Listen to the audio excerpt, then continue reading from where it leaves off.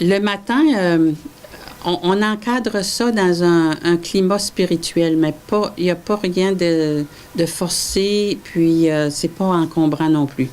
C'est très léger, mais les gens, ils adorent ça. Le matin, on les prépare, disons, pour la journée en leur donnant des consignes de sécurité. Puis, à la fin, on leur fait comme un petit...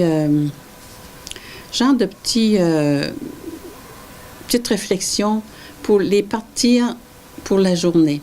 C'est une réflexion spirituelle habituellement. Ça peut être à partir d'une parole de Dieu ou d'une parole d'un sage ou quelque chose comme ça.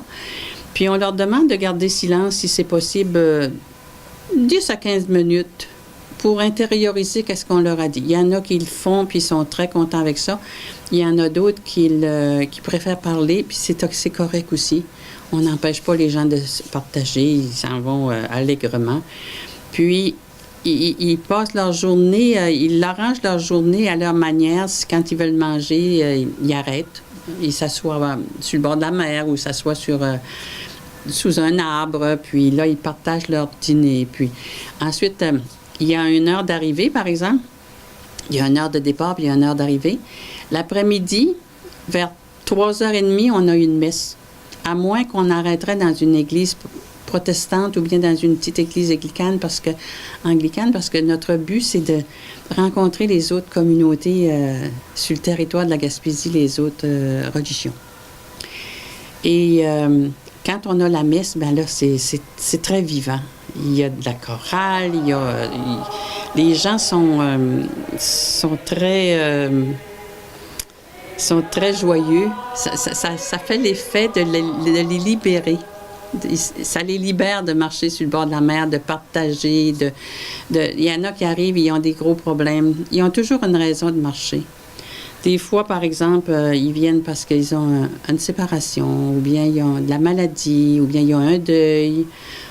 Ils ont des souffrances quelconques et ils viennent pour essayer de faire le point sur certaines choses, des souffrances, ou bien parce qu'ils viennent depuis toujours, parce qu'ils rencontrent des amis qui se sont faits dès les premières années, puis à chaque année, ils sont là. C'est une beauté de voir ça.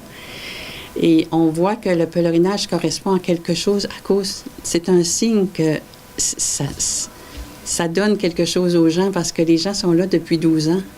Il y en a beaucoup, beaucoup qui reviennent d'une année à l'autre. On se dit, bien là, ils ont tous marché à Gaspésie, ils ont tous marché les îles de la Madeleine, puis ils sont encore là.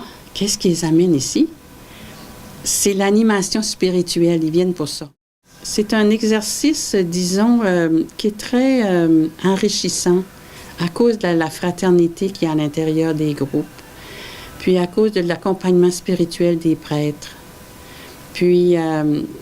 c'est beau de voir les gens se prendre soin les uns des autres à l'intérieur. Les gens, là, ils arrivent le matin, ils ne se connaissent pas, là, excepté les anciens qui sont là. Mais souvent, les anciens nous aident à faire l'accueil. Ils accueillent les nouveaux. Et puis, ils leur donnent les informations qu'ils ont besoin. Et puis, ils prennent soin des autres tout le temps du pèlerinage. C'est vraiment une atmosphère de fraternité que je ne peux pas vous décrire. Il faut venir le vivre. C'est pour ça que je voudrais que les Gaspésiens et les Gaspésiennes profitent de ça qui passe une fois par année, puis qui fait notre notoriété d'une certaine manière à l'extérieur de notre diocèse. Mais le pèlerinage, il est confiné au territoire du diocèse de Gaspé et des îles, évidemment, parce que là, on pourrait s'étendre jusqu'à Compostelle, si vous voulez.